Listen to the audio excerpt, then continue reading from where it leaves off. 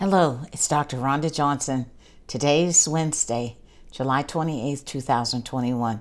Today I'm going to be talking about confronting misinformation in the Black community. Now, I recently read a newspaper that is circulated in many Black communities across the United States.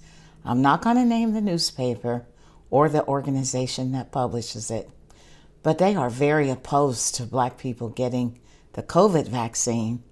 And their messages are very stated. They state things like, we're not going to consent to being guinea pigs. We won't join in your efforts to destroy us. Don't let them vaccinate you. Don't get that shot. And they talk a lot about population control and conspiracy theories and slaveries. They build a case how the big pharmaceutical companies are making a lot of profit from the vaccines. Now, I'm not disputing their politics. I'm not disputing the fact that the big drug companies are making money. I'm not trying to argue about their religious beliefs. But I just want to stick to the facts related to this pandemic and the vaccine. Now, nowhere in their paper that I read, the issue that I read, did they state that as of March 3rd, 2021, over 73,236 Black lives have been lost due to this first corona pandemic. You know, the one that occurred in the United States from, let's say, February to January 21, dating back to January 2020. I'll call that pandemic first pandemic. And we're about to enter into the second pandemic due to the Delta variant. Now, I realize I'm entitled to my beliefs and they're entitled to theirs. But here are just some facts, folks. This virus doesn't care if you're Black, brown, white, Asian, Indigenous, Hispanic, Latinx.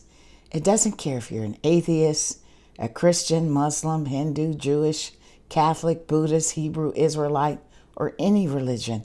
It doesn't care if you describe yourself as spiritual or agnostic. It doesn't respect country, nationality, or political borders. And folks, if I could just say this, vaccines are not instruments of slavery.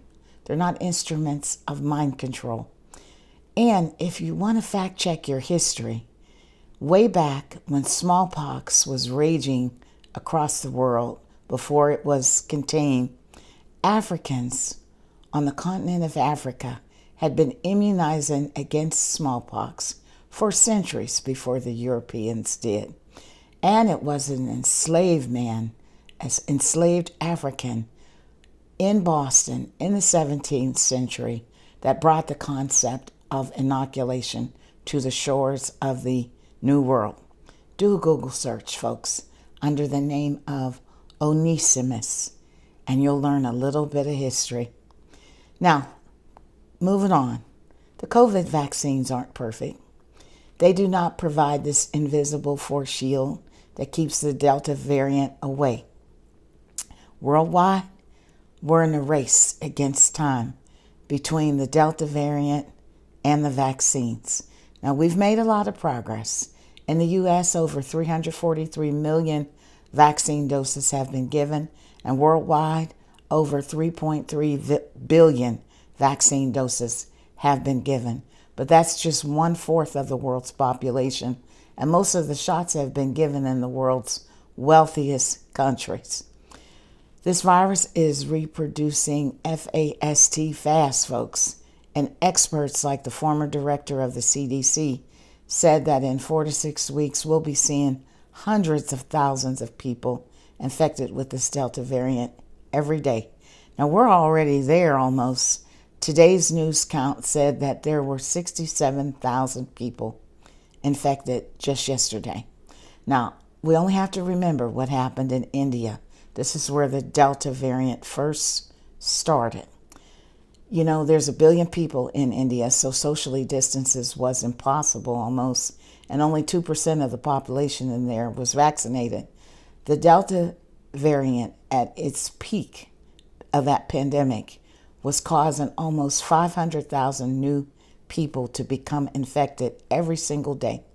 And now India continues under the toll of the Delta variant pandemic, with every 3 to 4 days, almost 500,000 people becoming infected. So experts who have looked at the Indian scenario say that the toll of death in India is much higher than what's being officially reported. They're saying between 4 to 5 million people died in India in the past 6 months due to the Delta variant pandemic. We can only recall the sights that we saw on television and in the news reports where the hospitals and emergency rooms were overwhelmed. There wasn't enough oxygen. Doctors and nurses were dying. People were dying in the streets. That was all caused by the Delta variant. Now back to the United States. Here, our public health experts are going to be saying it's going to be hard to avoid the Delta variant, even if you're fully vaccinated, because the numbers of unvaccinated people are so large. But if you're vaccinated, if you're fully vaccinated, your body should mount an immune response. And that immune response will be better than if you weren't vaccinated. And it should keep you out the hospital, off the ventilator, and out the morgue. Those are the simple facts. So in closing, folks, make vaccination part of your prevention strategy. It's your own life that you might be saving. Remember, the Delta variant and all other variants, they don't care what religion you are. So keep the religion, keep the politics out of your decision. Make it a health decision, just like your other health decisions, to brush your teeth, take a bath, wear a seatbelt, have a working smoke detector. Make it a safety decision, folks, a safety decision. And I hope that you will do it now. That's my message for today. It's Dr. Rhonda Johnson. As always, my views are my own. My only intent is to help save lives during this pandemic. Have a blessed day.